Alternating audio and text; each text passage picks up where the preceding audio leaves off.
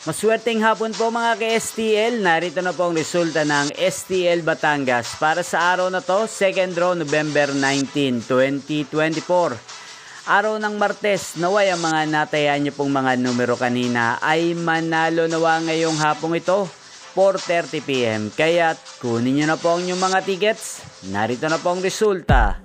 Ang mga nanalong numero sa STL Batangas ngayong hapong ito, November 19, 2024, 4:30 PM, second draw result, 5 at 9 in exact order. Sa lahat po ng tumaya kanina para sa second draw ng 5 at 9, congrats po sa inyo, panalo po kayo. Again, 5 at 9 in exact order. At shoutout po natin ngayong hapong ito sa STL Batangas, si Kuya Brian.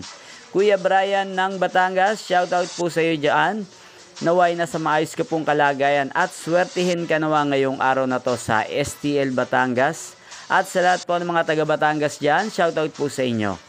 Yan, yung pong napanood ang resulta ng STL Batangas sa channel na to, Roderick Hernandez TV. Maraming salamat po sa patuloy nyo pong panonood at pagsuporta sa aking channel. Magkita-kita pong muli tayo mamayang 8:30 PM.